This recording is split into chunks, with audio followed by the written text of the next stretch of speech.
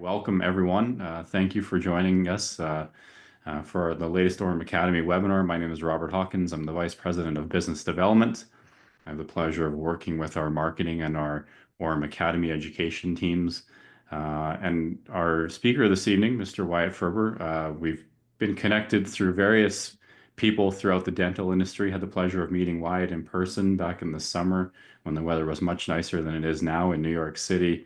And we had a great chat about the upcoming, let's call it all the tumultuous political landscape on both sides of our borders, me based in Calgary, Alberta. And we thought, it's so impactful in the changes that are potentially coming on both sides of the border could have significant financial impact to the dental practice, regardless of your business model. And we thought, hey, that's incredibly relevant to well, we feel anyone in the dental industry. So really excited for this one. And with that, Wyatt, take it away. It's all yours. Thank you so much. And I'm just going to share my screen and get us started. Hello, everyone. Thank you for joining us tonight. First, thank you, Robert, for the introduction. And of course, thank you, Orem, for this opportunity to speak to everybody. I'm very excited to talk to you about how to grow your net profit over the coming year and years, and how to navigate some of the challenges that we expect to come in the dental industry in the present day as well as in the future.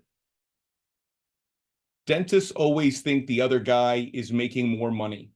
As a profitability consultant to clinicians and practice owners, I can testify to this statement. Despite orthodontists being the fourth highest median salary, according to US World News and Reports, despite oral surgeons being sixth, despite dentists being the 13th highest median salary, dentists continue to believe that the other guy's making more money, and they're constantly in pursuit of how to make more money. And I think that's fantastic, but I want to make sure the focus isn't on the other guy, but is on you, and is on your bottom line and how you can build your business successfully. Now, throughout the course of our conversation this evening, I'm going to start by taking a macro view of the dental industry, because if you don't know the ecosystem in which your practice exists, you're not going to understand the larger weather patterns that impact you. We'll then take a bit of a transitional move from the macro view to what Wall Street thinks of dental practices, moving kind of beyond the capital markets to dental practices on Main Street. And then we're going to go through a case study of two different practice owners that are clients of mine and talk about how they organize their finances, the challenges they're facing, and the strategies that we've used to help them be in a better position from a net profit perspective than they were when we first spoke.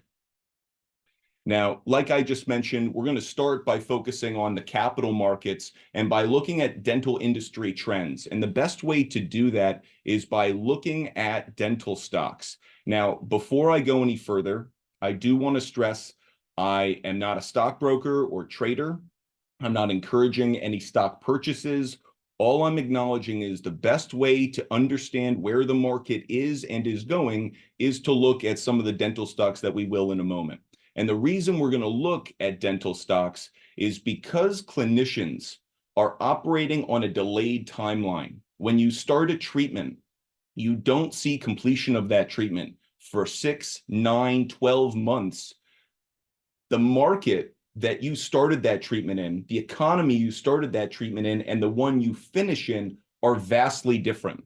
What we found is that the Main Street dental practice is between 12 and 6 months behind capital markets. So think about 9 months behind. So we're going to look at 3 dental stocks, but I want you to not think about their current position or where they were necessarily a year ago, but think around that 9-month range. The 3 stocks I want us to look at for this evening, and we're going to dive into them individually in a moment, is Align, Envista, and Dentsply Sirona. Now, these are 3 stocks that got walloped in 2024. They got crushed despite the market actually performing pretty well across various sectors. The dental industry did not see that same kind of growth. Why is that? Let's dive into it. Align saw a softening US market, and one of the big concerns that they had actually came out in their Q3 earnings call, where their CEO, Joseph Hogan, said something that really stood out to me.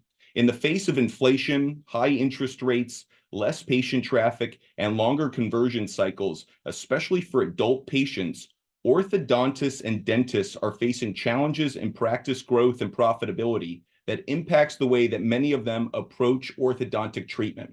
Not only is there a softening US market for Align, but they believe that that softening market is actually impacting their customer to the point where the customer, the clinician, is changing treatment plans, and that's impacting their overall ability to have sales and to grow. They're trying to counteract that by focusing on teen patients rather than adult patients and making some investments in manufacturing and growth. But I bring up the fact that Align is concerned about larger macroeconomic trends, about consumer confidence, consumer spending, and overall how markets have softened, which tells me that they need to pivot and adjust. We notice where they were about 9 months ago, how things have performed. This chart was taken as of January 2nd, so it doesn't incorporate the last 3 months that have entered into 2025, but you see they really tailed off from growth from March, April, down towards the end of 2024. So if we're acknowledging that we're trailing them, if we're a practice owner, we're trailing them by 9 months, we're looking at the negative side of that 9 months that we're in or remaining in for a few more months. Next company that we're going to look at is Envista. Envista went through enormous changes in 2024 with their leadership team. They replaced their CEO, they replaced their CFO, they made changes in how they operate, and they're actually starting to see a rebound in their overall performance, largely due to their ortho performance. Ormco and Spark aligners have been great performers for them, and they're gaining market share in ortho despite losing market share in implants. So again, transitions, but it does speak to a gain for Envista, and they're continuing on those gains into 2025. The final company that we're going to look at to understand these large dental industry market trends is Dentsply Sirona. Dentsply Sirona, as you can see from the chart, had a huge drop-off in late October due to suspended sales of bite aligners and impression kits. This was due to issues with the FDA. These issues won't go away with the new administration. They will continue to be an issue. They're losing market share in ortho because of it, and their macroeconomic concerns that impacted Envista and impacted Align remain the same for Dentsply Sirona. Now, we've gone through these 3 specific companies to understand, again, how they're driving the larger market, but I want to, again, focus on how it impacts you, the practice owner, the clinician. If we look at how the dental industry has been over the last 3 months, things are starting to perform better. We're starting to finally see the dental industry come out of maybe some 2024 lows and start to slowly climb. Only problem with that is your practice isn't living within those 3 months. Again, you're living in that 9-month range. So you're probably living in a lower patient volume, lower patient discretionary spending. And that's something where optimism for the future, Q2, Q3, Q4 of this year, but don't expect this to be high tide for your practice as of right now. Again, if I were advising any of you, I would put Align, Envista, and X-Ray in my Apple phone stock keep track app, and that way you can just understand how each one of these stocks is performing and impacting you from the macro to micro level.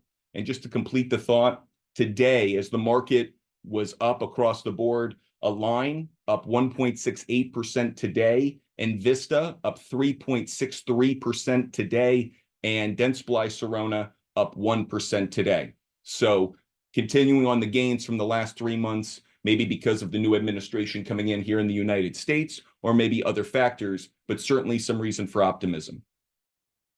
Now that we've looked at our 3 stocks as indicators for how the larger dental industry market trends are flowing, I want to focus on how Wall Street analysts are breaking down data related to dental practices.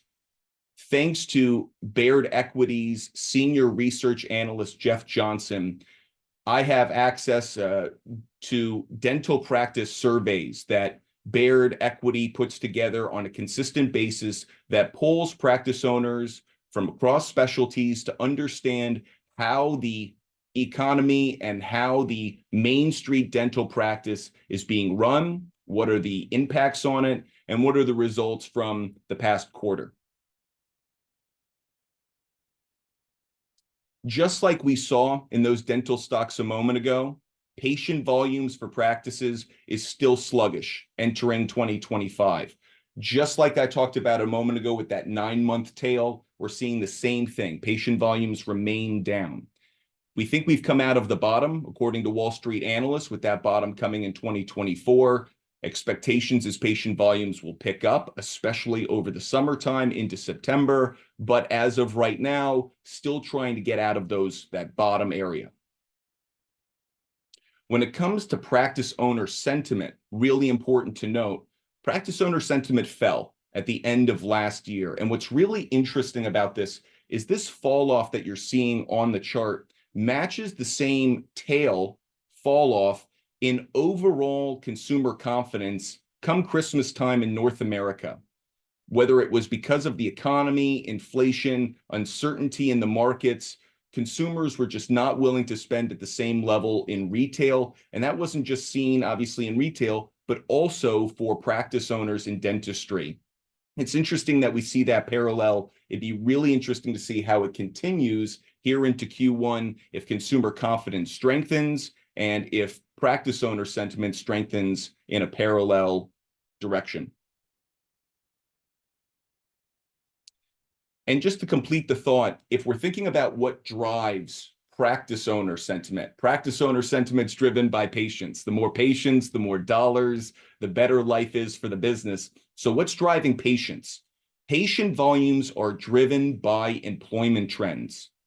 The fewer unemployed people out there, the more access to dental insurance, the more people going to see dentists consistently. Employment trends will tell you what to expect when it comes to patient volumes. On the other hand, patient discretionary spending, that is a sign of consumer confidence. As we just spoke of, consumer confidence came down in Q4 around the holidays. Discretionary spending matched that within dentistry. And we expect that to tail back up as consumer confidence hopefully comes back. But there is some uncertainty about consumer confidence, as there's uncertainty about where's the Fed, at least in the United States, going to go with rates. Are there going to be increases? Are there going to be cuts? How are tariffs going to impact the everyday consumer? Right now, at least in the United States, there's a lot of consumer confidence just because there's change, but that could fizzle away very, very fast. So we're waiting for key economic indicators to tell us where consumer confidence goes, to give us a better understanding on where patient discretionary spending will go. So just to complete this kind of transition, we started at the macro, we transitioned into what Wall Street ultimately thinks of the Main Street dental practice and how practice owners are performing. Let's just take a few moments to think of the conclusions or to point out the conclusions from that. Patient volumes hit a bottom in 2024, given the circumstances, certainly not bottoms compared to where we were with COVID, but given expectation and estimates, did hit a bottom in 2024, sluggish entering 2025, but expectations is patient volume should improve over Q2, but especially in Q3 and Q4 of 2025. Patient discretionary spending should improve compared to where it was in 2024. However, as mentioned just a moment ago, we're still going to have to wait to see how the Fed handles rates, to see how Donald Trump handles things, to see how tariffs impacts things. The expectation is consumer confidence will improve over the course of the year, but when will that occur and how prolonged will that time period be? It could be very short-lived as tariffs take effect and as more countries kind of take on this economic warfare stance. Finally, while we didn't touch on it specifically, I did want to acknowledge staffing remains an issue. It's one of the issues that practice owners talk to me the most about, but actually staffing is less of an issue than it was just a few years ago. Coming out of COVID, it seemed to be the #1 issue for practice owners. Not the same challenge that it was. Staffing should still be a challenge, but not nearly as challenging as it has been in past years. So now that we've had the opportunity to think about what the greater capital markets thinks of the dental industry and what Wall Street thinks of the dental industry, I now want to focus on clinicians and practice owners. What questions should practice owners be asking themselves, especially as we start this year and as they look forward to grow the bottom line of their business? The first is, what are my goals for the practice? Obviously, there are the financial goals. I want to grow my net profit. I want to get as many, I want to grow in sales. I want to reduce my costs. Those are obvious. But what are your goals for the practice? I want to sell my practice and be able to retire. I want to sell my practice to an associate that I've hired that I feel is a really good investment for me as I own the real estate, as I step back but continue to benefit from the practice. I want to hand it over to my son or to my daughter because they're going into dentistry. Or is it about an expansion plan? I want to be the king of my territory and own a number of practices. The goals of the practice go beyond just the balance sheet. It goes to what you want out of the practice as the entrepreneur. And whenever we start with a client, that's the first thing we talk about is what are your goals? Because your goals are the finish line that we're going to devise our GPS map to ultimately get to. Next is how profitable is each treatment? We can't understand how to grow the net profit of the business. We don't understand the operation of the business, and the operation starts with treatments. What are the costs behind each treatment? What's the time that goes into it? What are the expenses, both from a variable cost standpoint of an associate or maybe a hygienist that's self-employed to the fixed cost that go into performing that treatment? Are we pricing that treatment appropriately? Are we pricing it right for the market, for the patients that we have coming in, for the money we're trying to generate both on the top line in revenue and in the bottom line in net profit? Dissecting each treatment so that we know everything that goes into it and everything that we should be getting out of it. How are we able to do that? Next, just like we did for our treatments and our operation, we're going to do for our people. Is the entire team contributing to growth? Each individual, both the clinicians as well as the people at the desk, are they encouraging people to come back? Are they encouraging referrals? Are they driving additional treatments? Are they promoting the practice in all the ways possible? Growth is something that is seen both on the balance sheet, but it's also unseen. It is how well the patient is being treated. It is their willingness to encourage others to check out your practice. And so much of that is done through your team, and not just the people, again, who are in that operatory with the patient. It's everybody when you step into the office to the moment you leave. How do I scale the business?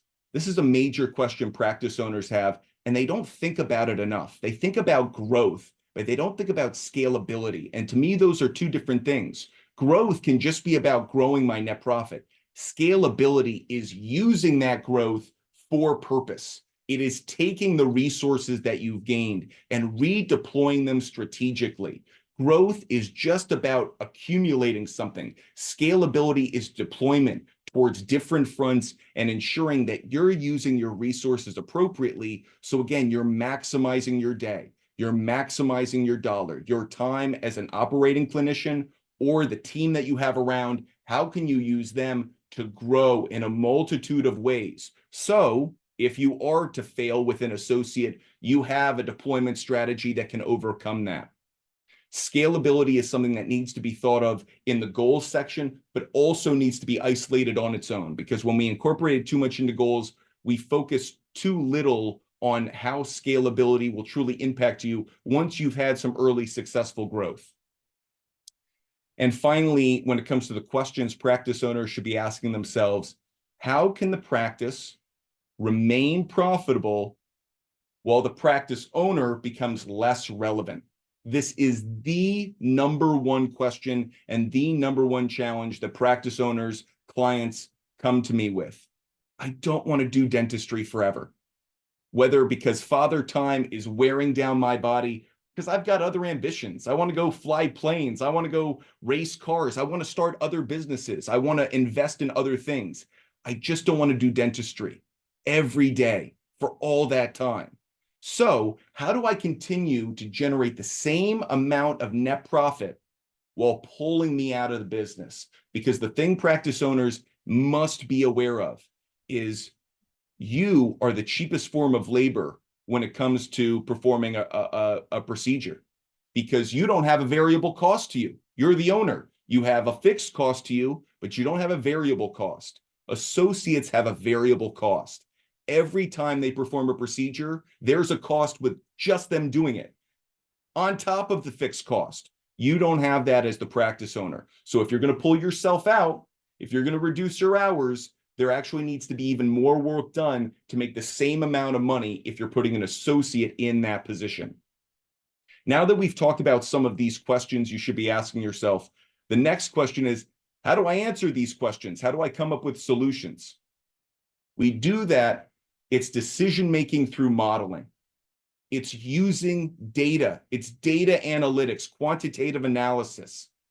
Practice owners, entrepreneurs, small business owners usually don't have access to data modeling. They do on the side, but there aren't a lot of opportunities for it. It's one of the reasons I started my business, because I think there's a great opportunity to help entrepreneurs get access to this data, feel empowered by the data once it's organized and presented to them in a way that makes sense. And then they can make strategic decisions by having their own personal EY, by having their own personal consulting firm, but scaled down in a way that is customized to their business and to their questions. Now, I do this as a profitability consultant. Now, a profitability consultant, like I mentioned, is a quant, is someone who performs quantitative analysis using the raw data of your business. We use the financial data and the operational data, and I'll take you through the process in a moment. But a profitability consultant is focused on growth of your bottom line. It's focused on revenue. It's focused on net profit from that revenue, and specifically taking you through a process that allows us to organize your data appropriately and efficiently and effectively. The way we do that in our process starts with inputting that raw financial and operational data, whether it is for your treatments or your staff, or getting access to credit card statements, bank statements. We want the raw data. We understand why accountants perform the tasks that they do, and I'll talk about them in a moment. But we want access to the raw data because what we're searching for and what we're trying to understand from that data is different. Once we input that data, we organize it in our models. We have hundreds of models, proprietary models that have been tested, used for various purposes, and can be constructed for your specific needs. But we organize those models to process the data appropriately, giving that model logic. We give it information, but it needs logic to be able to process that data and give us the outcomes that we really desire. And once we get those outcomes, we perform analysis. What's that data telling us? Where's it guiding us? Is that a true indicator, or is it a red herring of something? Performing that analysis allows us to get past the AI. So many people talk about, oh, I can use AI to just program my data, process my data, and it'll tell me things. It may tell you what the numbers tell you, but it doesn't tell you what the numbers don't tell you. The unknown unknowns. The unknown knowns may be easier to find, or the known unknowns are easier to find, but the unknown unknowns, those are the challenging things to find, and that's where we perform our analysis. And once we perform that analysis, we come up with strategies. It is not the job of a profitability consultant to tell you what to do. It is our job to use the data to come up with a series of options, and for you to feel empowered to tell us which option you want to take, for us to then model through that option, understand the benchmarks we need to hit for you to successfully reach the growth that you want, and then re-input that data and start all over again. Because we never reach the finish line, we just reach the point of growth that sets a new baseline, that sets the point for growth. We're constantly building upon the success that we've had. Finally, before we move on to our case study, I just want to touch on the difference between accountants and profitability consultants. Accountants are focused on your taxes. Accountants are focused on dealing with the IRS. A profitability consultant is not a tax expert. A profitability consultant doesn't look at data the same way as an accountant. We're not trying to get you the best tax return. We're trying to grow your net profit.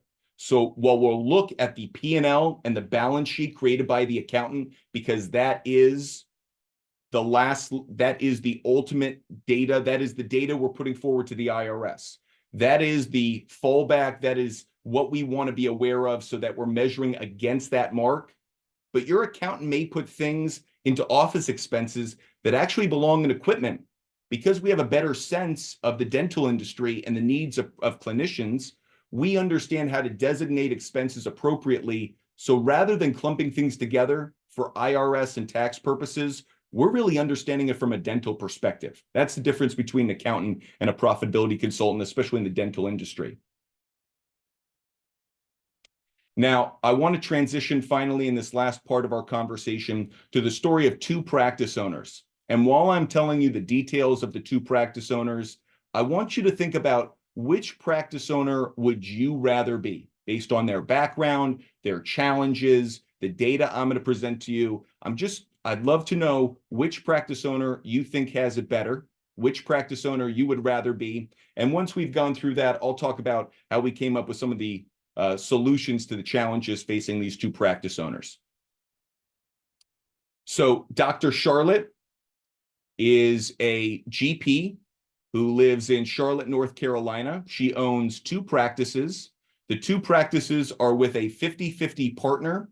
That 50-50 partner owned the original primary practice before she bought into it, but they've been partners for almost 2 decades, probably a decade and a half. But the 50-50 partner, he's got desires of his own. So Dr. Charlotte came to me and talked about how to grow the business because she has some decisions on her hands involving that partner. But the average practice revenue between the two practices they have is about $2.1 million. Now, Dr. Pittsburgh, he's a GP based in Western Pennsylvania. He owns 5 practices. He's the sole owner of the business. And he's bought a practice about every 2-3 years, and his average practice revenue is about 1.3 million. That's just some initial background on the two of them. As for the challenges facing the two of them, and there's some additional context, Dr. Charlotte, her primary practice, the lease is up in January of 2026. So she needs to make a decision about whether she's going to renew that lease at a higher rent price or whether she's going to look for a new practice location. And if she does go to a new practice location, does she buy the real estate and think about real estate ownership for a long-term play? Additionally, her partner, that 50-50 partner, is retiring. At the end of June of next year, he'll be retiring and stepping away. So Dr. Charlotte needs to understand her cash position because cash is going to be critically important as she has 2 major purchases ahead of her: buying a new practice or renewing the lease and buying out her partner. As for Dr. Pittsburgh, he wants to buy a 6th practice. It's been about 2 years and he wants to buy another one. He wants to be the Lord of Western Pennsylvania. And so he is hell-bent on buying a 6th practice. The first thing we talked about in our first meeting is, how can I buy another practice? I want to buy another practice. I said, okay, let's look at your data and then we'll decide whether that's a good idea. But part of the reason he wants to build this robust collection of practices is his son is in college. Looks like that son is going to be a dentist, and Dr. Pittsburgh wants to build the perfect business for the son to ultimately inherit, with a practice being kind of the starter kit for him eventually. Now, 2 key points in the stories of these two practice owners are outlier factors. For all of you practice owners, there are going to be things that impact your business or impact your practice that are unforeseen, that aren't part of the normal operation year over year. And it's important to be able to prepare for these, even though, again, unknown unknowns. For Dr. Charlotte, that unknown came in 2023 when she was the victim of a cyber attack. I know so many of you are aware of Henry Schein last year going through a cyber attack. If Henry Schein can be brought to its knees, any dental practice owner can as well. And that's unfortunately exactly what happened to Dr. Charlotte.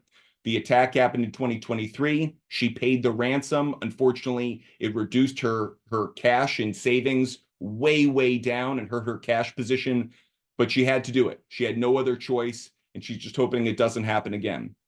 As for Dr. Pittsburgh, he has an ongoing criminal and civil legal dispute with a former employee, a former practice manager. that he just trusted too much and gave her too much power, especially over the finances of the practice. So while he was performing the dentistry, he wasn't overseeing the finances. He was trusting her.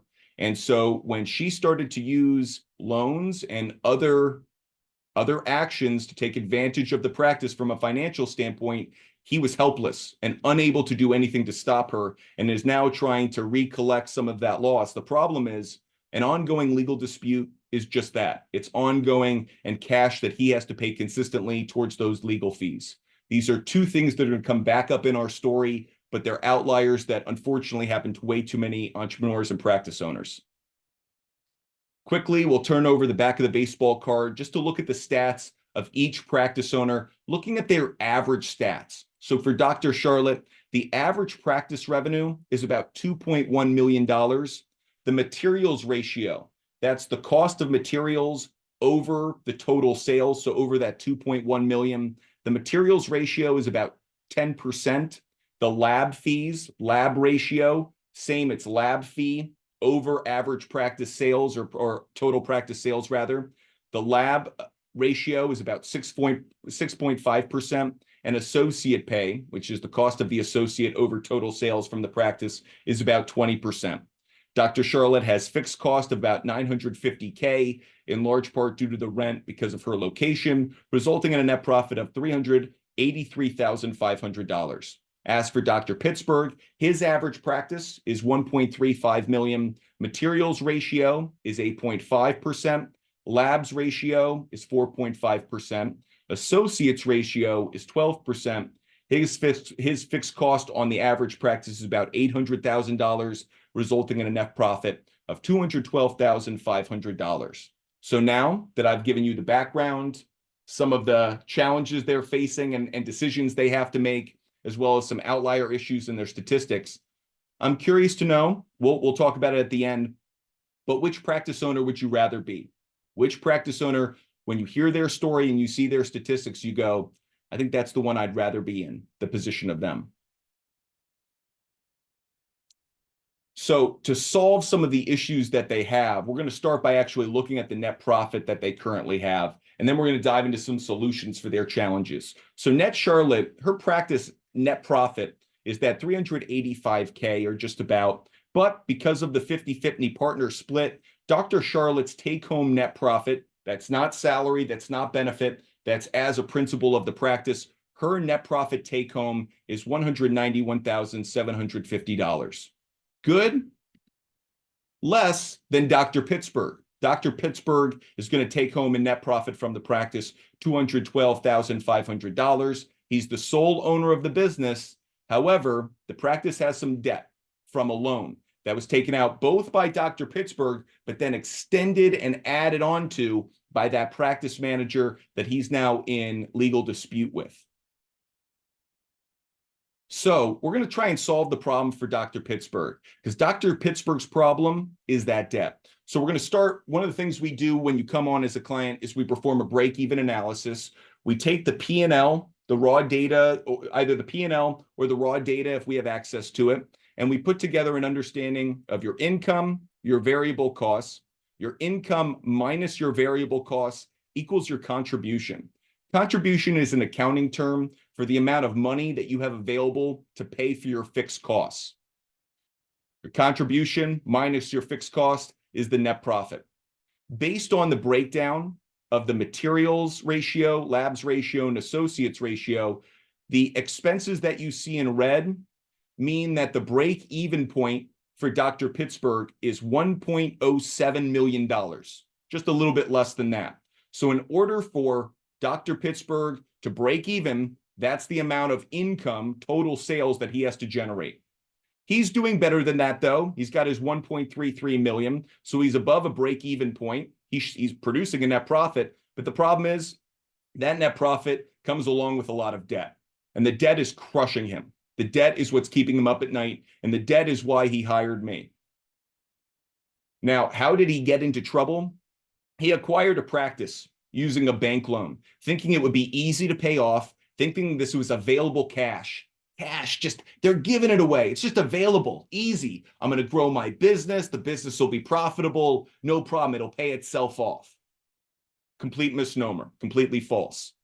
Not only did he acquire the practice using a bank loan, he hired an associate to operate the practice. So rather than putting himself in the practice, he put someone else in the practice. The issue with that, as we mentioned earlier, is if he put himself in the practice, he's got to cover his salary. There's a variable cost associated with that associate. The principal, fixed cost.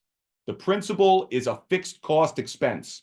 An associate is a variable cost on top of a fixed cost. So you have to make even more in order to break even or to generate a net profit. On top of that, he had a bad practice manager who was doing illegal things, taking money from the practice, making decisions outside of Dr. Pittsburgh's knowledge, and putting him in a giant financial hole with this practice. There was no loan payment strategy. He didn't come up with one. The practice manager didn't come up with one. No one thought about it. There was just an assumption of net profit is going to spit off enough where we're going to be able to pay this off. But there was no understanding of we have to hit certain benchmarks. We've got to be careful about our cash position. So when the practice actually generates a net profit, it doesn't go to Dr. Pittsburgh, it goes to the bank. The bank is taking all of the profits. Over $200,000 in capital expenses. $200,000 a year in capital expenses because of the loan. Crazy amount. So how do we solve it? How do we solve it? We help Dr. Pittsburgh by growing his net profit because that's the only way he's going to be able to actually get out of any of this. And we start by saying we've got to grow income. We've got to generate more top-line sales. So how do we do that? We're going to try and keep our materials ratio the same. We're going to try and keep it at around 8%. It's going to go up because our overall income is going up, but we're going to try and keep it around 8%. Where we need to grow is our labs ratio. A major misnomer. Labs are not the enemy of growth. Labs are the path to growth. People think a way to reduce cost is by eliminating labs. You're eliminating the treatments that make you the most money. Increase your lab ratio, you'll increase the high-end treatments that drive the income. Labs are a pathway to success. They're not the detour. They're not the thing you should avoid. Meanwhile, associate ratio is going to go up as well because you're incentivizing the associate to do more work. They're doing more high-end treatments. They're going to be compensated appropriately. So associate ratio is going to go up. But even though lab ratio went up, and even though associate ratio went up, because income went up, we're in a good place. Now, fixed cost will go up as well because of inflation, because we're going to have additional marketing expenses to try to grow the book of the associates and drive that income. But even if lab ratio increases, associate ratio increases, and fixed costs increase, if we drive the net profit to $375K, even if we take out that $200,000 in loan capital expenses, we're making a net profit of $175,000. Over time, as we retire these loans and pay them off, that's how we can double the net profit from $175K to $375K, all by hitting these same benchmarks. By the way, we should be able to continue to grow on income as we continue to understand the best ratios between materials, labs, and associates. But in order to get out of his debt position, it wasn't just about pulling cash out of the bank. It's about finding ways to put more cash in the bank, driving income through labs. Now, that's Dr. Pittsburgh. What about Dr. Charlotte? Dr. Charlotte's challenges are all about the strength of her cash position. How will the practice perform when the other principal leaves? Can it generate the same amount of return, even without a principal doing that work and an associate taking that principal's place? How is the cash position of the practice and the cash position of Dr. Charlotte? The cash position of the business may be strong, but if Dr. Charlotte doesn't have enough money to buy out her partner or to pay for new real estate, challenging, gets hard again. Is she going to have to go take out a loan? She needs to understand how strong her personal cash position is, as well as the cash position of the practice, so it can understand how it can survive turnover in 2026. And finally, should the practice lease be renewed or should we find a new location? Now, the three models that we would put together to answer these questions are a profitability by clinician model, a cash flow forecast model, and a lease or buy real estate model. We don't have time to go through all three. We're just going to focus on profitability by clinician. But I just wanted to underscore, for every question, there is at least one, if not a multitude of models that we have and can construct to specifically address your issues, because you never know what issue is going to come up. Could be COVID. Do we have a cash position to handle? We had to shut down. We had to take on additional material costs, all because of a COVID 2.0. We have models that can do that. And I just wanted to outline how each question has a solution. Now, we're going to focus on the profitability by clinician model. This is where we take in the data from the practice manager and the team, the total hours worked doing dentistry by each clinician, the total income by each clinician during that period of time, the fixed overhead absorption rate. The fixed overhead absorption rate is how much money is each clinician making to cover the fixed cost. Think of this kind of like a contribution ratio. How much money is Dr. Charlotte making to cover the fixed cost? $355 per treatment. $355 per time she steps in the opportunity to do work. That's how she's covering the fixed cost of the business. And finally, we have the net profit for each clinician. Now, once we have this data in, we perform some analysis now that we have our data and our logic organized. The principles are driving net profit. Principles are driving really well in this practice to drive growth.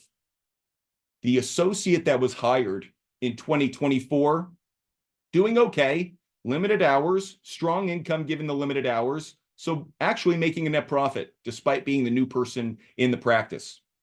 Hygienists operate at a loss. It's totally okay. It's not a problem.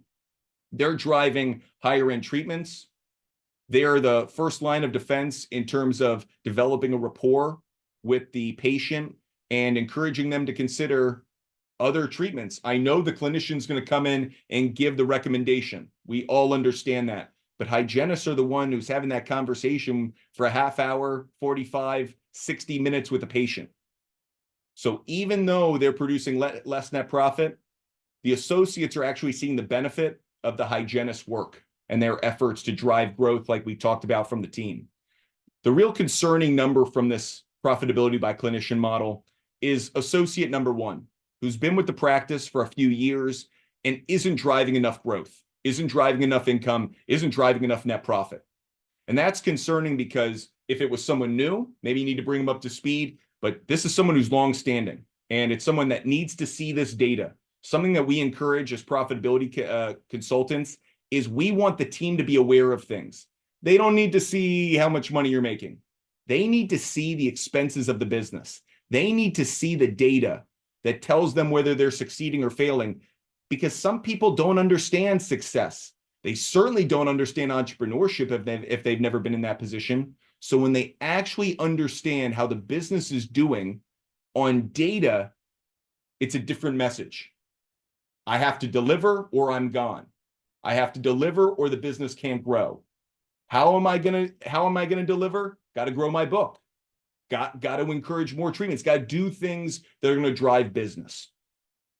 So to complete our conversation on these two practice owners, Dr. Charlotte and the strategies that we came up for her are focused strongly on securing a strong cash position for the practice and for her specifically. I brought up earlier the cyber hacking. Why did that matter? Because it hurt her cash position.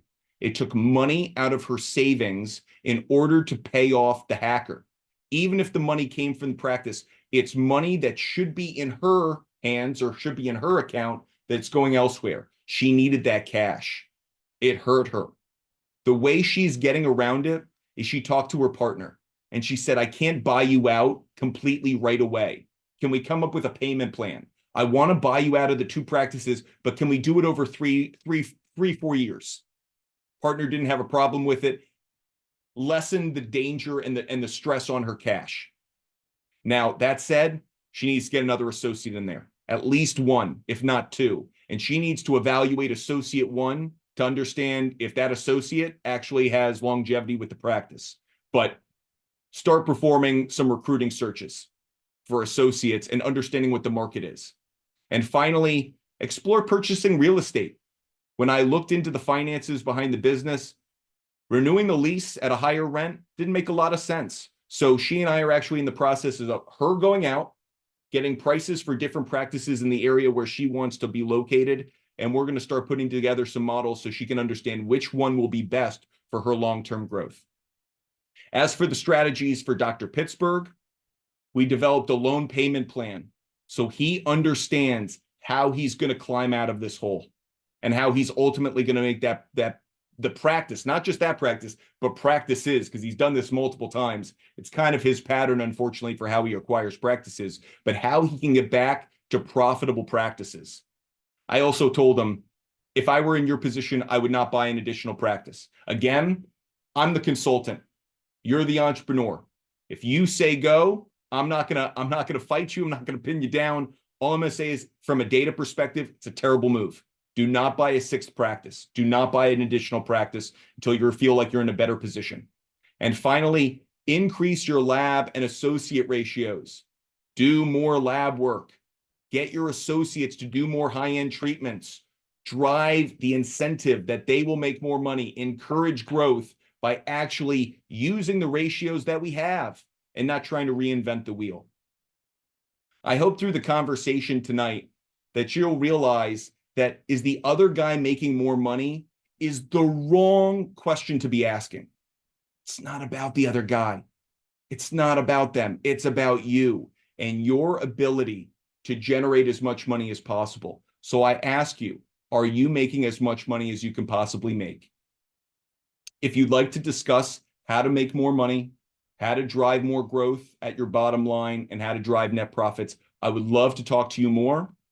You can contact me, my phone number, my email, or if you want to schedule some time to talk to me, there's a QR code on the screen, so you can schedule some time and we can have a conversation about your goals, your business, and how we can be helpful. I'm so grateful to be here. Thank you for your time and attention, and that concludes my conversation. Wyatt, thank you so much. That's a great side-by-side comparison of two very common scenarios that we see across the dental landscape. I have opened up the chat and the Q&A section, so if anybody has any questions right off the bat, please just fire them in there, and we'll share them and discuss them. But definitely, yeah, take a swig of Gatorade, sir, after talking for 45 minutes. Take a quick break. We'll see if anybody has any questions they can put in there specifically.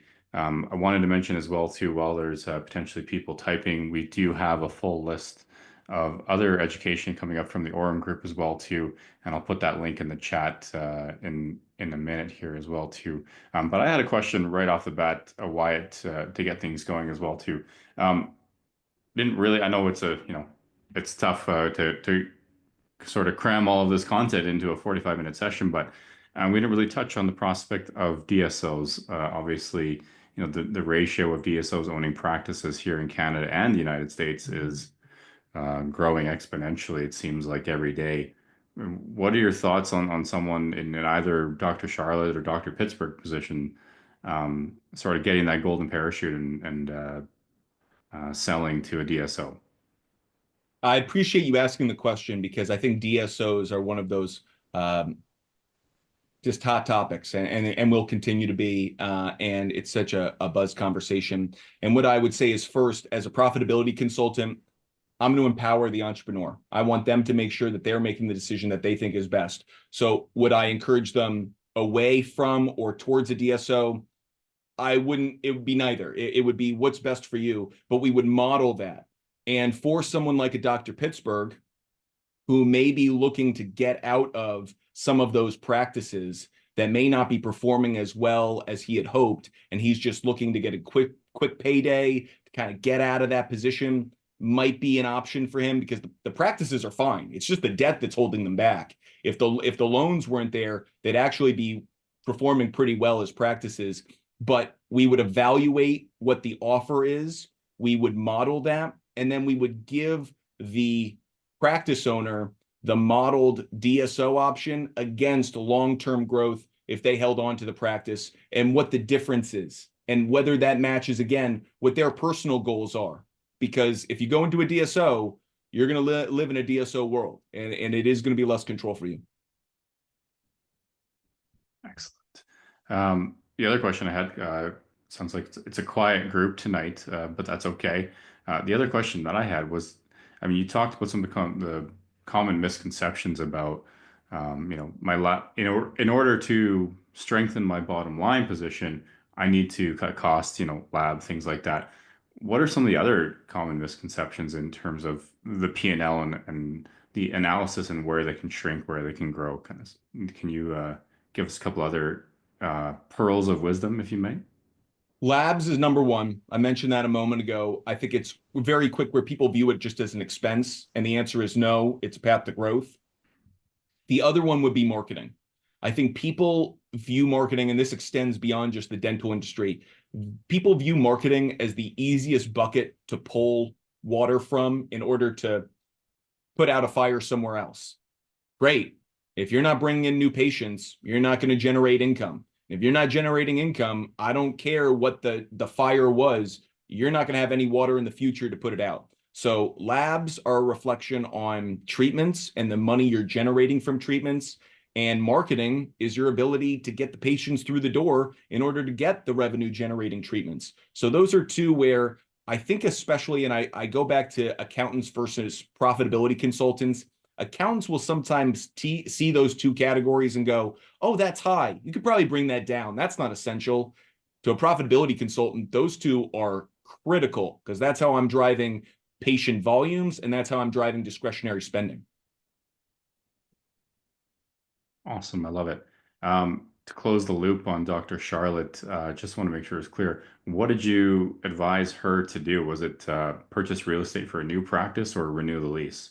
Yeah, so we actually, I know that earlier I was kind of saying we were kind of split between the two. At the very end, and this actually happened within the last 2 days because we completed the model, so I was able to update this. She is Mhm. actually going to pursue new real estate. She's in the process of looking at practices that are available, and she wants to buy. Her long-term goals has kind of changed. She at first just wanted to own the practices that she did, kind of sell them to an associate that she brings up through the ranks, exactly as the 50-50 partner she has did with her. But now she is understanding that long-term income is her goal, because she doesn't see herself practicing dentistry for another 15 years. So she wants something that can provide steady income for her and her family. While again, to that question that practice owners should be asking themselves, how do I increase my net profit while pulling myself out of the business? She's in the process of doing that, and real estate is one way in which she can accomplish that goal. Love it. I know as of just yesterday on your side of the border, you've got a new president. We're imminently here. You're going to probably have a new election on this side of the border. We didn't touch too much on it. And so I think, in the next one, we'll be in a better position to help understand the specific impact, especially with tariffs looming on our side as well too, and how that may impact the dental practice and the dental landscape on both sides. So I think doing this again, in a couple months' time, once we have a better understanding of the impact and more case studies from bottom line business planning, will be relevant in a couple months' time. But it looks like we don't have any questions so far. A quiet group tonight. So if you do, we're gonna end it here, unless I'll give it one more minute for someone to type in the chat, and otherwise we will say good night, good evening, wherever you're from, and thank you so much for joining us. And I did put in the chat our upcoming education events across North America as well too. So if you're in New York City or you want to go to New York City, we've got a great event happening there. We've got a couple in San Diego. If you're on the East Coast, I see a few from Buffalo as well too. So if you want to get out of that huge dump of snow that you just got yesterday, you can go to San Diego for an event as well too. But yeah, that's everything for us. We do have one question as well too, and that's from Dr. Clifford Tim did raise his hand. And Dr. Tim, if you are able to put your question in the chat, that would be great. If not, I can give you permission to chat here, but in the chat so everyone can see it would be great. So we'll give Dr. Tim a couple minutes here to type it out. So.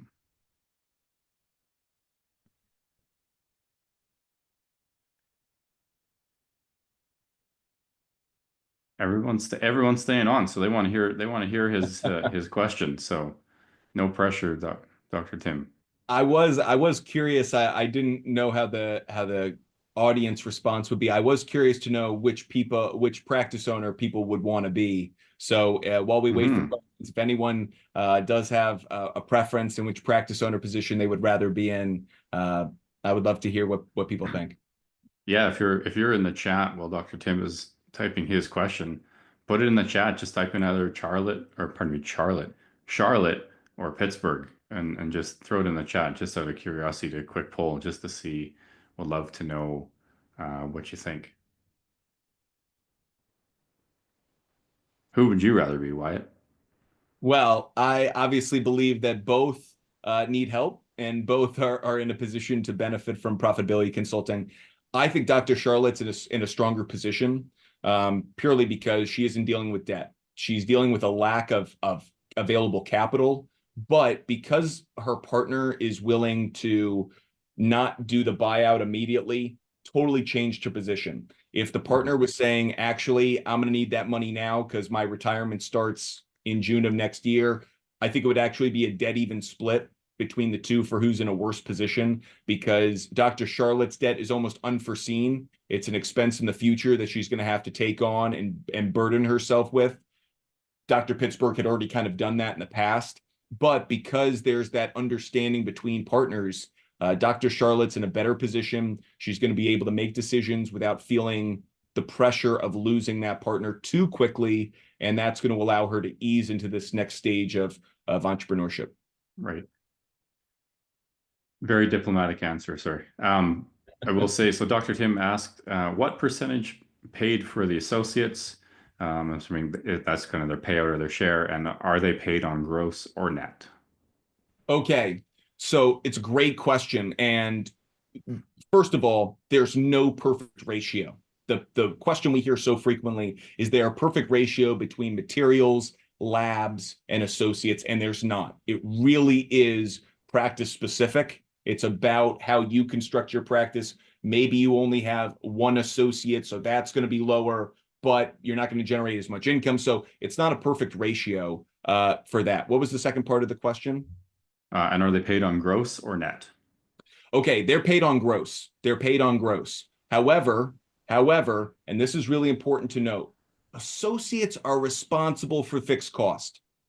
Associates are responsible for fixed cost. They're benefiting from the practice. If you want to consider that a net because you're ultimately taking it out after the fact, that's fine. But that associate fee, the associate fee is gross. That's why I say it that way. The associate fee that I'm showing you comes before we acknowledge the fixed cost.